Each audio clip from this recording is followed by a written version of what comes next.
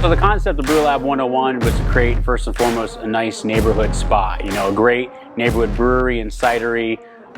We wanted a place where parents and folks of all ages could come and enjoy themselves in a really fun sort of atmosphere, as you see with all the science-based themes, and really make it kind of a learning center, a place where people could learn about beer and cider. The other thing that was really important is we didn't want to just be a brewery. We truly wanted to be a cidery. We wanted to be able to have a number of different ciders on tap. Right now we have 5 different ciders on tap. I think we had about 6 the other week. And so we take cider just as seriously as we take beer. And we're really finding that market continues to grow and grow. And my whole pitch is I was never really that big into cider. I was always more into beer, and I made lots of beers for my wife. And my wife, I could just never get her into enjoying beer, but she's like, you know, I really love cider. So I said, fine. I went ahead and tried making cider. I took home 2nd place in an amateur competition across the state with the very first one I did. And really, you know, developed an enjoyment over cider. And I find it a really, really creative sort of medium, even more so than beer. You can play around with lots of different flavors. We do cider cocktails here, so we take our cider, our base cider, and we can mix it with different syrups and purees and extracts, and we can make all kinds of great cocktails for folks, and people really enjoy that. So, you know, I started brewing about 8 to 9 years ago, mainly beer. I started doing cider later on. And it was really just about, you know, something to do as a hobby, so I could make a bunch of product, have some parties, have some friends over, really just kind of enjoy, have a good social community sort of aspect.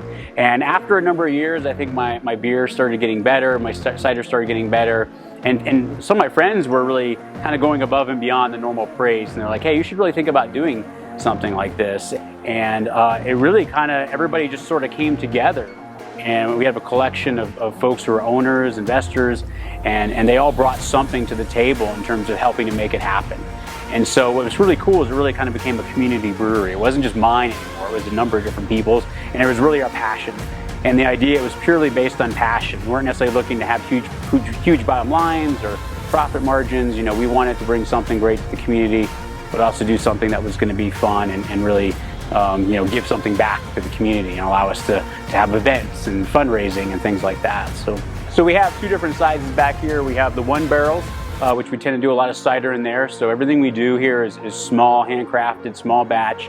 We also have the 3 barrel systems, and so we're using both of those for sometimes both beer and cider as an alternating premise.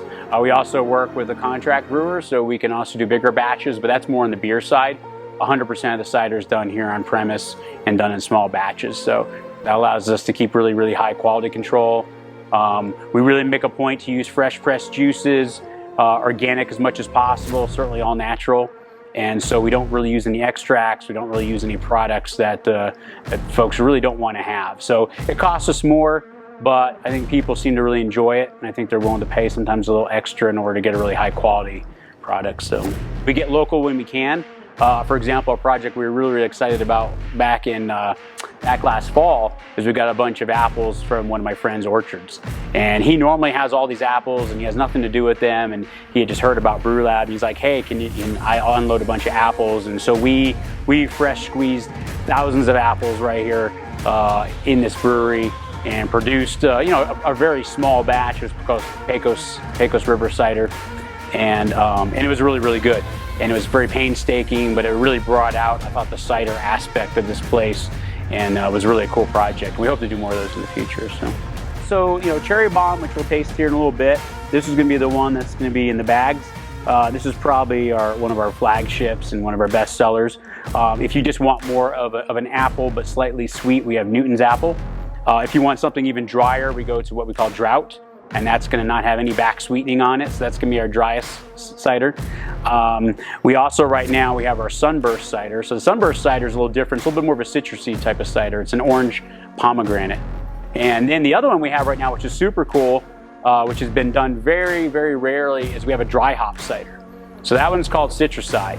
So that's essentially like the Newton's apple, but we put it, you know, when the fermentation's done, we go ahead and dry hop it like you dry hop an IPA. We did that with the Citra hop, and it's great because it just has this great tropical, almost pineapple sort of aroma to it. No bitterness, you know, you're not extracting IBUs, And then a really interesting flavor profile. Again, very tropical type flavors. So that one seems to be resonating pretty well. All right, so this is going to be our cherry bomb. This is going to be included in your packs, and this is one of our signature ciders. This is going to be our best seller, and it's just a great tart cherry, you know, kind of like a cherry pie sort of flavor profile, but not overly sweet. Still has a nice tart backbone, and resonates really, really well. Let me give you a little pour here. This is one of our sample beakers, and so when folks ask for a sample, you can get it in here. And we do a flight, which is 4 of these in a cool little laboratory looking like tray. And so, again, it's got a nice flavor profile, nice beautiful color here. Again, nice tart flavor, kind of that cherry pie flavor I think everyone's looking for in a great cider. So we have some days we actually, the cider outsells the beer, which sort of kind of blew my mind, especially once we introduced the cider cocktails, which is just another fun sort of aspect and allows people to sort of kind of mix and match, and it kind of really brings home the whole brew lab vibe of experimentation, and that we can take a base cider and mix various syrups in it. And we have our own cocktails that we sort of make up. We have a full menu of them, but people can just ask us. They can just mix and match and do whatever they want. We'll mix it up for them, and they really enjoy it. So it's a really fun element to what we do.